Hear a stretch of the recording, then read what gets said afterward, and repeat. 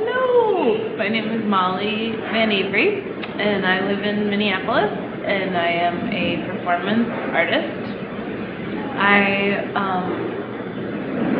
want to tell you a little bit about my family's history, which is when I was 2 years old, my father came out as a gay man, and that at the time when he came out, he had this vision of us really being an alternative family, and him staying with my mom and keeping this family alive and still being true to that part of his being and his identity. But my mom didn't buy it. She was very upset and very sad and hurt, and so they divorced each other, and I stayed for from when I was 2 years old to when I was 18. I spent Wednesday through Saturday at 7 p.m. at my dad's house, Saturday at 7 p.m. till Wednesday at my mom's house. My parents always lived within 2 miles of each other. We lived in South Minneapolis, and they did, I think, overall, from my childhood perspective, they did an incredible job of co-parenting. I have one sister also. She went back and forth too. So as the years progressed and we got older and older, we'd carry more and more and more crap back and forth between our 2 houses. I had this huge boom box and all my clothes, and then pretty soon I was carrying all my CDs, and it was quite a production to do 2 days a week, but I weathered the storm.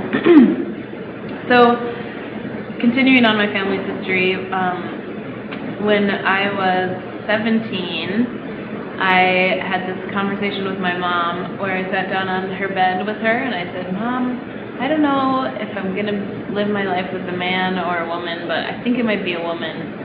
And she told me later that the way that I said it reminded her of me saying, "Mom, I don't know if I'm going to wear my red shirt today or my blue shirt." And that it really inspired her that it was so easy for me to talk about that piece.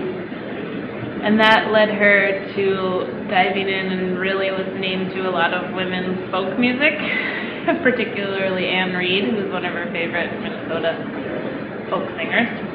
And she started her own coming out process pretty late in her life.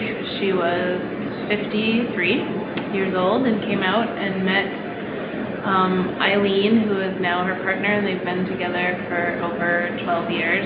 I was this, middle-class white girl who had it pretty easy in my life, but then there was this piece of my life that was different than other people's stories.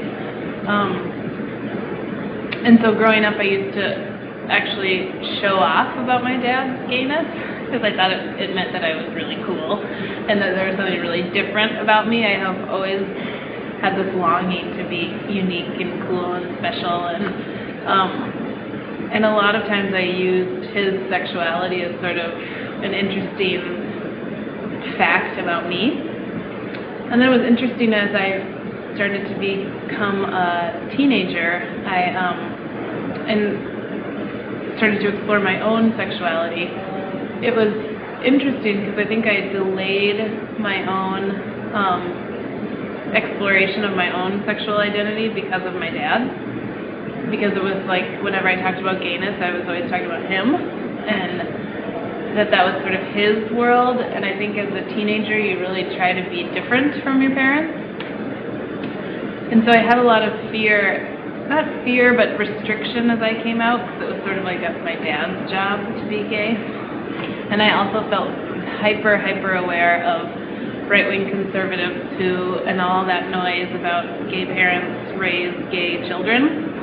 And I think I internalized that on some level too, and actually wanted to be straight in order to prove that rhetoric false. But then when my mom came out, it was like, well, let's just have a party. Let's just be some crazy gay family. So I just feel like it's been incredible being raised by my parents They're incredible people. I am so just indebted to their brilliance and feel like it's been such a gift to have them as parents. And their gayness is one part of who they are, and it's not the whole of who they are. But I feel like what I've learned from them is really valuing families of choice. So really seeing that our biological families are beautiful and their gift, but also to really value these other members of their community that have really become my extended family, which I feel like I continue to do in my lifetime. I have friends who I've had for over 15 years that are like siblings to me.